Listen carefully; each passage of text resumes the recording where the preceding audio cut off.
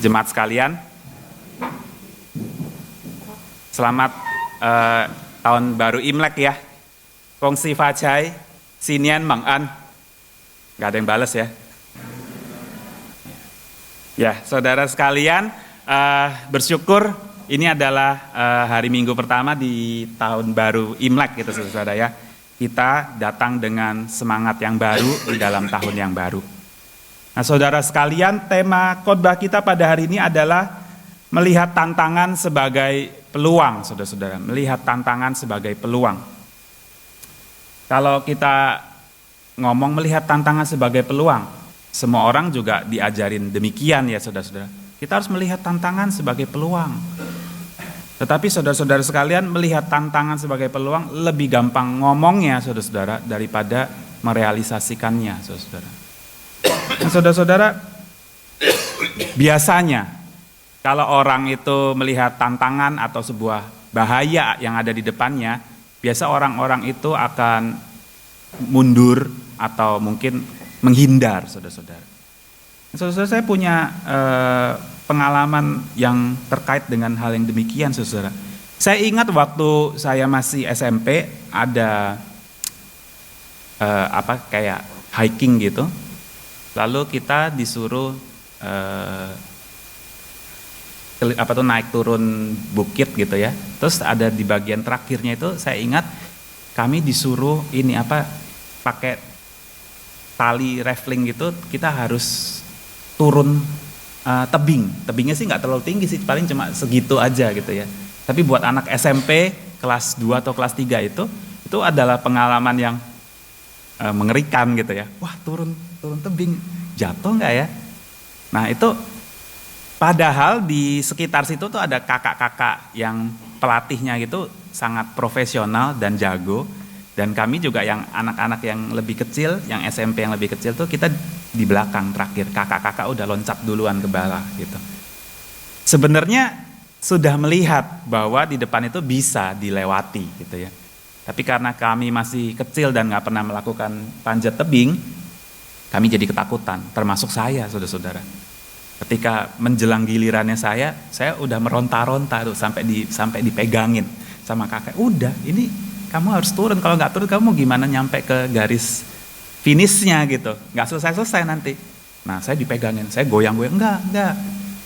Lalu saya dipaksa suruh pakai yang iket pinggang yang di sini tuh, yang dicantel sama tali pelindung. Wah, saya sudah kayak orang kesurupan gitu. Enggak, saya nggak berani gitu ya. Tapi karena dipaksa, dicantel, akhirnya ya mau nggak mau, udah nyangkut gitu ya. Terus saya dilempar ke bawah gitu ya. Bukan dilempar ke bawah, maksudnya saya diturunin ke bawah dengan paksa, langsung diturunin gitu ya. Wah, waktu saya turun itu, saya merasa, waduh, saya mau lepas kayaknya jantungnya, karena waduh ngeri, saya melayang begini turun gitu ya.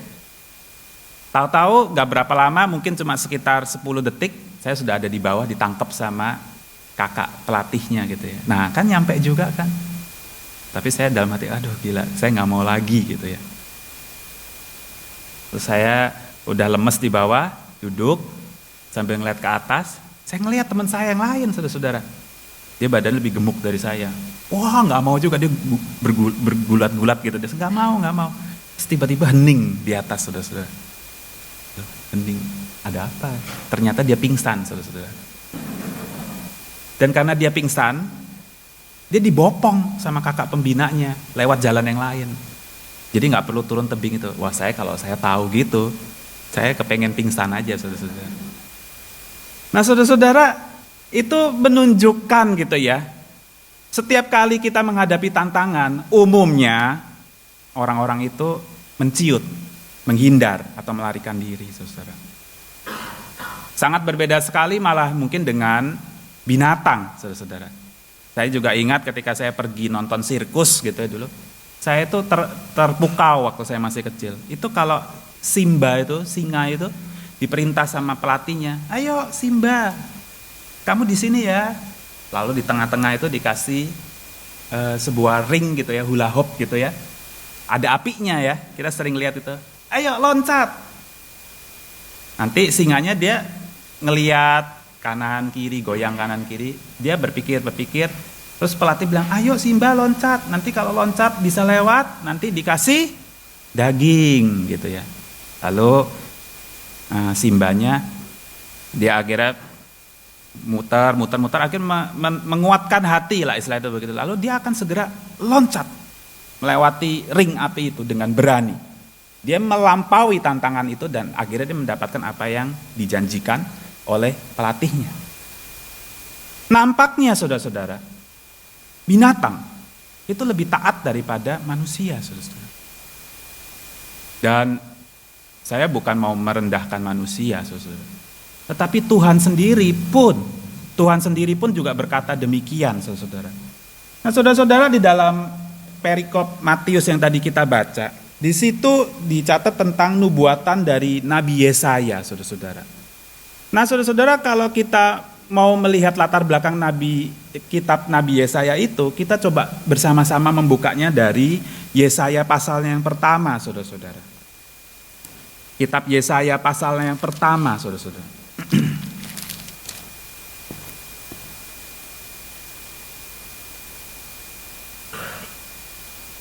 Kitab Yesaya pasal yang pertama, ayatnya yang kedua sampai yang kelima, saudara-saudara. Saya akan bacakan buat saudara-saudara sekalian. Yesaya pasal yang pertama ayat yang kedua sampai yang kelima. Dengarlah hai langit dan perhatikanlah hai bumi, sebab Tuhan berfirman, Aku membesarkan anak-anak dan mengasuhnya, tetapi mereka memberontak terhadap aku. Lembu mengenal pemiliknya, tetapi Israel tidak. Keledai mengenal palungan yang disediakan tuannya, tetapi umatku tidak memahaminya. Celakalah bangsa yang berdosa, kaum yang syarat dengan kesalahan, keturunan yang jahat-jahat, anak-anak yang berlaku buruk. Mereka meninggalkan Tuhan, menista yang maha kudus Allah Israel, dan berpaling membelakangi dia. Di mana lagi kamu mau dipukul? Kamu yang bertambah murtad, seluruh kepala sakit dan seluruh hati lemah lesu, saudara-saudara. Jadi ketika kita melihat di dalam kitab Matius ada nubuatan di dalam kitab Yesaya, latar belakangnya adalah di awal-awal kitab Yesaya Tuhan itu sudah berkeluh kesah. Dengarlah hai langit dan perhatikanlah hai bumi, aku itu membesarkan anak-anak. Tetapi mereka itu memberontak, mereka tidak taat terhadap aku. Lembu mengenal pemiliknya, tetapi Israel tidak. Keledai mengenal palungan yang disediakan tuannya, tetapi umatku tidak memahaminya, saudara-saudara. Jadi bukan saya ngomong binatang lebih baik daripada manusia. Tetapi Tuhan sendiri pun yang berkata, binatang aja loh, lebih baik, lebih taat daripada manusia. Nah saudara-saudara, kalau kita melihat di dalam kitab Matius itu, saudara-saudara, kita itu akan belajar tentang percaya dan taat, saudara-saudara. Percaya dan taat bukan berhenti di dalam level tahu, tetapi dihidupi, saudara-saudara. Karena seseorang tanpa percaya dan taat, saudara-saudara, tidak mungkin bagi dia untuk membuat setiap tantangan yang dia hadapi itu bisa menjadi kesempatan untuk memuliakan Tuhan, saudara-saudara. Nah, saudara, mari kita kembali lagi kepada kitab Matius yang tadi kita sudah baca, saudara. Kita melihat di sana di ayatnya yang ke pasal 4 ayat yang ke-12, di situ ditulis, pada waktu Yesus mendengar bahwa Yohanes telah ditangkap, menyingkirlah ia ke Galilea, saudara-saudara. Menyingkirlah ia ke Galilea. Lalu ditulis di ayat yang ke-13, ia meninggalkan Nazaret dan diam di Kapernaum di tepi danau di daerah Zebulon dan Naftali. Saudara-saudara sekalian, kalau tadi kita baca perikop ini, saudara, nampaknya sekilas itu terlihat mulus gitu ya perjalanan Yesus, dan nampaknya semua itu begitu pasti atau tertata. Dia ngelihat Yohanes Pembaptis ditangkap, dia langsung pindah ke tempat yang dia sudah tahu, lalu dia pindah ke sana, tiba-tiba dia bisa mendapatkan murid, langsung tiba-tiba murid ikut dia, kayaknya sesuatu itu gampang gitu ya, saudara. Tetapi realitanya di dalam perikop itu tuh nggak sesederhana itu, saudara. Nah, saudara-saudara, kenapa Yohanes Pembaptis ditangkap, saudara-saudara? Kenapa Yohanes Pembaptis ditangkap? Karena Yohanes Pembaptis juga sama seperti Yesus, dia melakukan pelayanan mengabarkan Injil kerajaan surga. Dan juga pada saat itu bagian dari pelayanan dia menegur atau mengkritik gitu ya. Pemimpin pada waktu itu yaitu Herodes Antipas, kamu nggak boleh berzina. Nggak senang, ditangkap saudara-saudara. Nah saudara-saudara, Yesus sendiri dicatat di dalam perikop ini dikatakan Yesus menyingkir ke Galilea, saudara. Kata menyingkir di sini saya rasa bukan kata yang cukup tepat gitu, saudara. Karena kalau kita melihat di dalam kitab Markus, saudara, itu di situ ditulis Yesus itu datang ke Galilea, saudara. Datang ke Galilea. Kenapa Yesus bisa pindah dari Nazaret di Galilea ke Kapernaum di Galilea, saudara. Kalau kita ngelihat kepada Lukas, saudara, kitab Lukas, di kitab Lukas pasalnya yang keempat, ayatnya yang ke-29. Di situ Yesus sebenarnya di Nazaret Galilea situ, dia itu sebenarnya masuk ke sinagoge mengajar orang-orang di sana. Dia membaca satu gulungan kitab Yesaya juga, dan dia bilang pada hari ini yang dinubuatkan di dalam kitab Yesaya ini sudah tergenapi. Lalu dia mengajar sedikit. Tetapi pengajaran dia di dalam sinagoge itu menohok, membuat gak enak hati orang-orang di kampungnya, saudara. Membuat orang-orang di kampungnya itu tidak nyaman dengan apa yang dia katakan, saudara. Akibatnya dia dihalau, diusir dari kampung halamannya sendiri.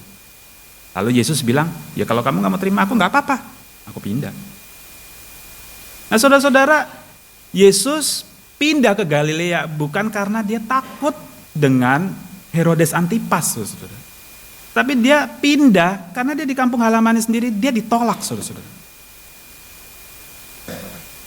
Tidak berhenti sampai di sana, saudara. Kalau kita perhatikan, sebenarnya Nazaret kampung halaman dia dengan Kapernaum, sebenarnya sama-sama ada di daerah Galilea, saudara-saudara. Jadi sebenarnya perpindahan dia itu bukan sebuah tempat yang jauh, saudara. Pindah dari mana ke mana itu enggak, saudara. Dan sebenarnya, saudara, baik di Kapernaum ataupun di Nazaret, itu semua itu ada di daerah Galilea yang sebenarnya juga berada di bawah kekuasaannya Herodes Antipas, saudara. Jadi perpindahan dia dari satu kota ini ke kota yang lain itu sebenarnya tidak signifikan, saudara, untuk melarikan diri. Tetapi yang menjadi pertanyaan adalah kenapa Yesus akhirnya pindah ke Kapernaum dari kampung halamannya. Selain daripada karena dia dihalau dari kampung halamannya sendiri, orang-orang kampungnya sendiri, saudara. Dia sudah jelas, bagi dia visi dan pelayanan dia itu sudah jelas, saudara. Bahwa dia sama seperti Yohanes Pembaptis harus mengabarkan Injil kerajaan surga. Secara khusus kepada orang-orang di daerah Galilea, saudara-saudara. Kenapa begitu, saudara? Karena apa yang dia kerjakan itu adalah bagian dari nubuatan yang sudah diberitakan di dalam perjanjian lama, saudara-saudara. Dan secara khusus kenapa Galilea? Karena dikatakan Galilea itu adalah wilayah bangsa-bangsa lain, saudara-saudara. Galilea, wilayah bangsa-bangsa lain. Di Galilea itu, saudara-saudara, di bagian utara daripada Israel itu banyak orang-orang asing yang datang dan pergi ke sana dan juga bekerja dan berinvestasi di sana, saudara. Karena Galilea adalah wilayah yang subur. Jadi banyak orang-orang dari luar Israel itu juga tinggal di sana. Dan Tuhan mau menunjukkan bahwa terang itu, keselamatan itu, janji juru selamat itu, saudara, itu diberikan bukan cuma kepada bangsa Israel saja, saudara. Kalau bangsaku tidak mau taat kepadaku, kalau umatku tidak mau mendengar aku, maka aku membagikan keselamatan ini keluar pada orang-orang yang belum percaya. Nah, saudara-saudara, itu sebabnya karena Yesus tahu misinya, maka dia pindah dari kampung halamannya ke Kapernaum, di mana banyak sekali orang-orang asing berlalu lalang di sana, saudara-saudara. Dan selanjutnya kita bisa melihat di ayatnya yang ke-18 sampai 22, di situ begitu kayaknya pas gitu ya, cocok gitu ya. Ketika Yesus berjalan menyusur danau Galilea, dia melihat ada 2 orang di perahu itu, yaitu Simon dan Andreas. Lalu ada 2 orang lagi, Yakobus dan Yohanes muda, saudara-saudara.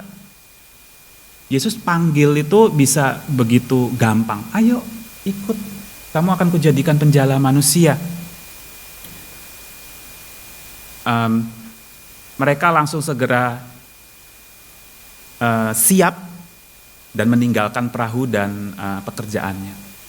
Saudara-saudara, sebenarnya tidak segampang itu dan kayak orang tuh kayak dihipnotis, zet gitu, tiba-tiba dia langsung ikut tuh, enggak, saudara-saudara. Kita coba lihat dari kitab Yohanes pasalnya yang pertama, saudara. Kitab Yohanes pasalnya yang pertama.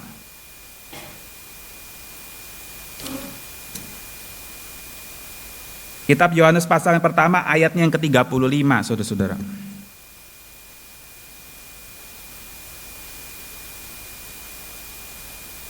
Saya akan bacakan buat saudara-saudara sekalian. Kitab Yohanes pasal yang pertama ini 35 dan 30 sampai 37.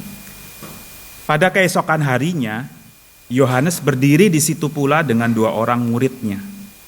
Dan ketika ia melihat Yesus lewat, ia berkata, "Lihatlah, anak domba Allah."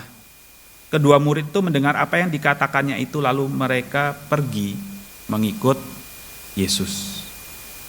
Jadi sebelum kejadian di pinggir danau itu, saudara-saudara, Yohanes Pembaptis sebelum dia ditangkap, dia sudah memperkenalkan 2 orang muridnya kepada Yesus. Yang tidak lain ternyata adalah Andreas dan Andreas dan Yohanes muda, saudara-saudara. Lalu setelah Yohanes Pembaptis memperkenalkan Yesus kepada 2 orang muridnya ini, sana coba kenalan. Lalu muridnya ini, yang 2 orang ini kenalan sama Yesus. Dia ngomong sama Yesus, "Guru, kamu tinggal di mana?" Lalu Yesus bilang, "Oh, yuk mari datang dan lihatlah, kita ngobrol-ngobrol." Lalu mereka tinggal bersama-sama dengan Yesus. Sampai pada akhirnya selesai mereka ngobrol-ngobrol, mereka puas, mereka pulang, saudara. Lalu Andreas cerita kepada Simon Petrus, "Simon Petrus, saya sudah ketemu juru selamat. Saya sudah ketemu Mesias. Saya sudah dengar sendiri, saya sudah lihat sendiri, saya percaya." Begitu juga dengan Yohanes muda, saudara-saudara. Dia juga mengalami perasaan yang sama. Dan dia akhirnya pulang menceritakan juga kepada Yakobus, saudara. Kalau tanpa kejadian ini, saudara, tidak mungkin di dalam kitab Matius pasal 4 tadi Yesus bilang, "Ayo ikut, mari aku jadikan kamu penjala manusia." Itu tidak akan terjadi begitu mulusnya, saudara. Karena ternyata sebelumnya sudah ada perbincangan dan sebelumnya sudah ada perkenalan, saudara. Nah, saudara-saudara, kita bisa melihat bahwa semua kejadian di dalam kitab Matius itu terjadi dengan begitu rapi dan tertata, saudara. Padahal, saudara, kita tahu bahwa Yesus dan juga Yohanes Pembaptis dan juga murid-muridnya itu menghadapi banyak tantangan, saudara. Yesus menghadapi tantangan, dia ditolak di kampung halamannya. Dia juga menghadapi tantangan bahwa pelayanan dia dan juga pelayanan Yohanes Pembaptis menghadapi ancaman bahaya kematian karena dia ditangkap. Yohanes Pembaptis mau ditangkap sama Herodes Antipas. Dan masih banyak tantangan-tantangan yang lain yang kita kalau baca di perikop-perikop selanjutnya kita menyadari, wah banyak sekali kesusahan-kesusahannya. Tetapi yang menjadi pertanyaan, saudara, kenapa di tengah-tengah tantangan-tantangan yang ada, mereka bisa memakai semua itu menjadi kesempatan untuk memuliakan Tuhan, saudara. Karena kuncinya cuma satu, percaya dan taat, saudara. Percaya dan taat.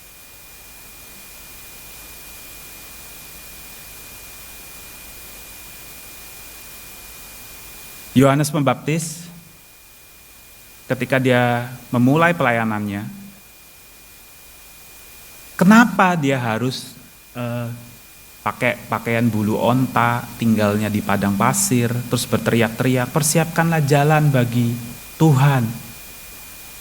Terus dia ngabarin Injil kerajaan surga. Dia nggak perlu sampai se ekstrim itu, saudara.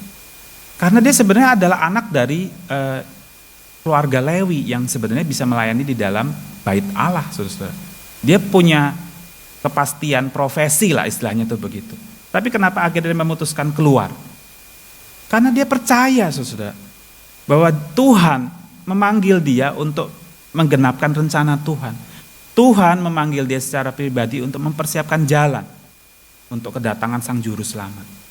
Dan Tuhan sendiri juga berjanji secara pribadi kepada Yohanes Pembaptis, kamu di dalam masa hidup kamu akan melihat Juru Selamat, yaitu orang yang kalau kamu baptis, Roh Kudus turun ke atas dirinya, itu Juru Selamat.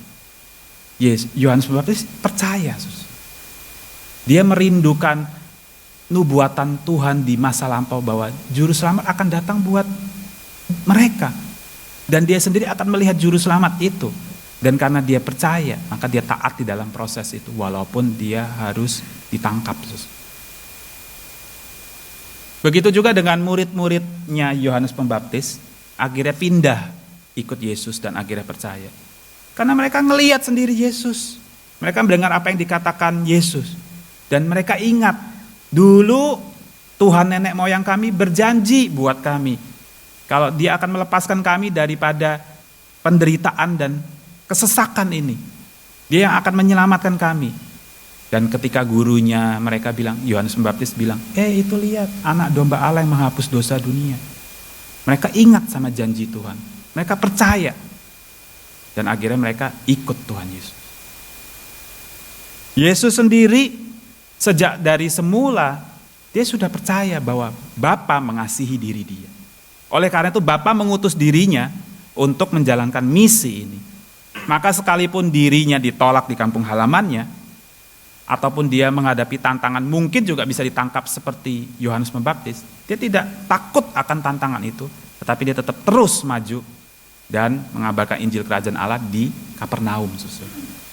Nah saudara-saudara, kita saudara-saudara sebagai umat Tuhan, kita tuh dipanggil untuk percaya kepada Allah dan janjinya, saudara-saudara. Kita tuh dipanggil untuk percaya kepada Allah dan janjinya. Allah kita adalah Allah yang setia.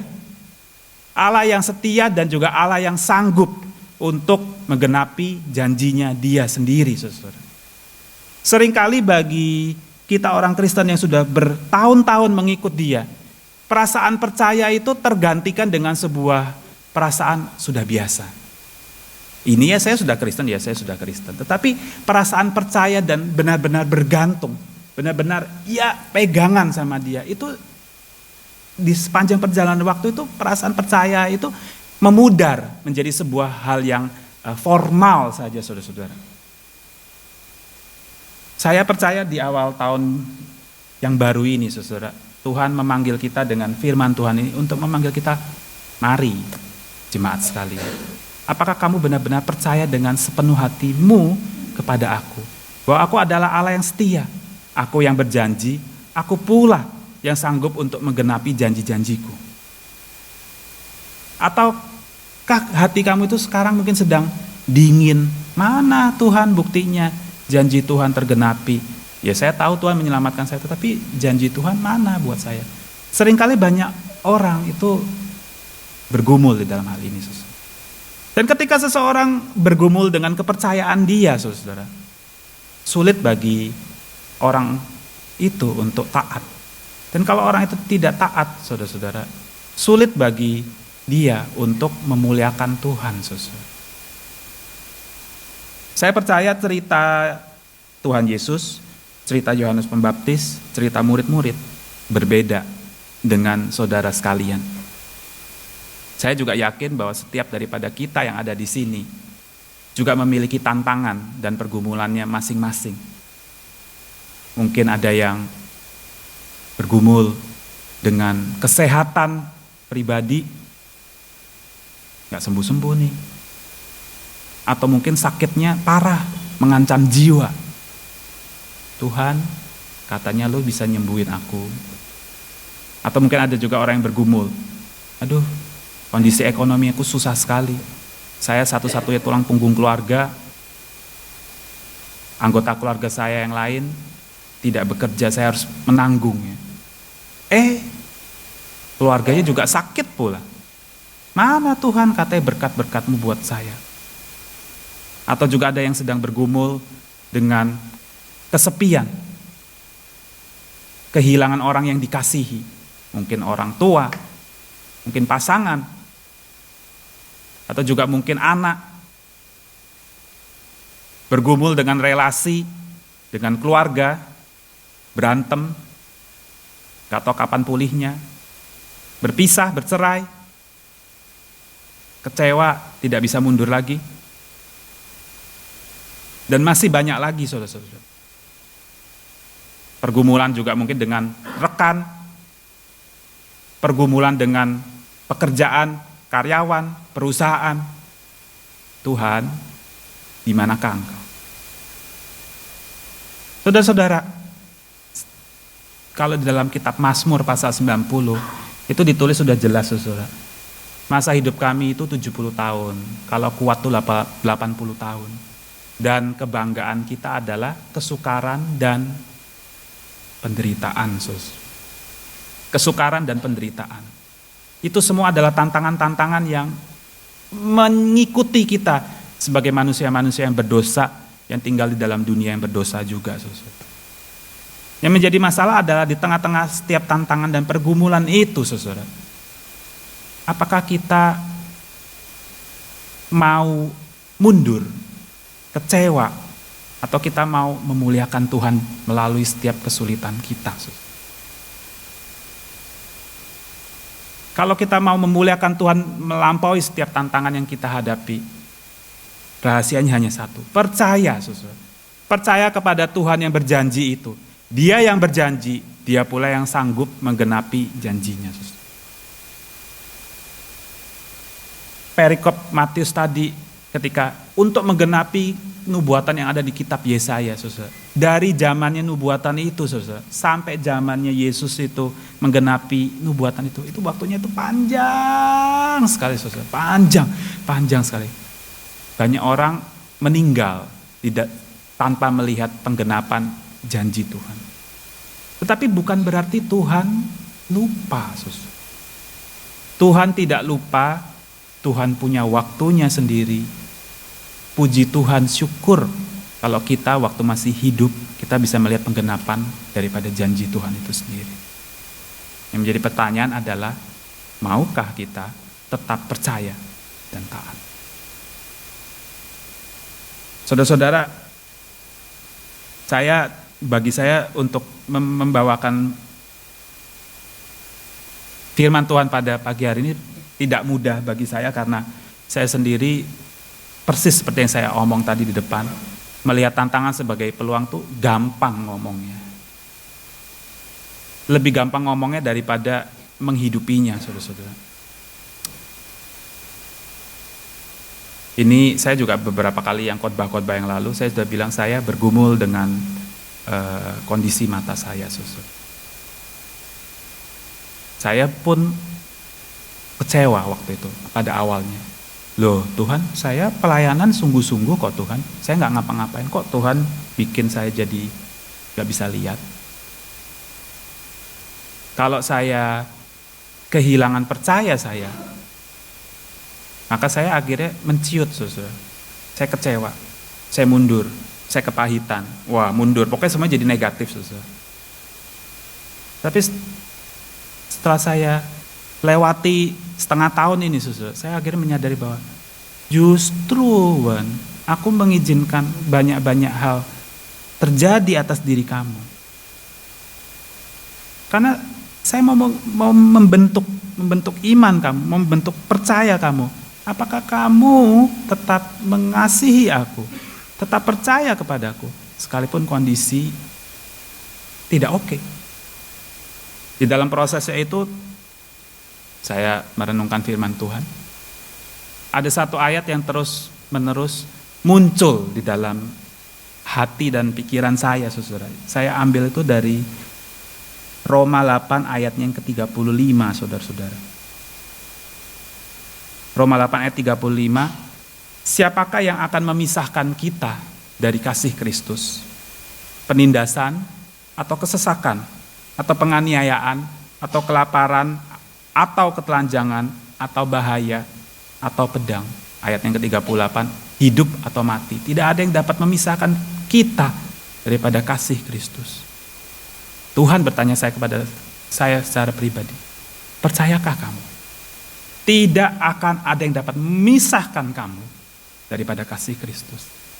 Muliakanlah Tuhan dengan segala pergumulan. Dan saya memutuskan, saya percaya Tuhan, saya taat. Saya mau memuliakan Tuhan, supaya banyak orang percaya kepada Dia, banyak orang bersyukur kepada Dia, dan banyak orang juga belajar. Dengan kondisi yang kurang, kita tetap bisa memuliakan Tuhan. Dengan tantangan yang ada, kita tetap bisa menyenangkan hati Tuhan. Percayakah saudara dengan hal ini, saudara? Percayakah saudara? Sanggupkah kita dengan hati, dengan sungguh-sungguh dengan hati kita, percaya dan memuliakan Tuhan? Biarlah kira di dalam tahun yang baru ini, saudara, kita memulainya dengan sebuah sikap hati yang tepat. Kita akan memasuki tahun ini sampai nanti Desember, kita masuk dengan sebuah perasaan, saya percaya dan taat kepada Tuhan, sekalipun kondisi saya tidak ideal. Biar Tuhan dan janjimu digenapi di dalam hidup saya. Dan biarlah pada akhirnya Tuhan yang mendapatkan kemuliaan daripada semua itu. Mari kita memulai tahun yang baru ini dengan semangat yang demikian. Tuhan Yesus mengasihi kita semua. Tuhan Yesus mendengar pergumulan kita semua. Tuhan Yesus memberkati.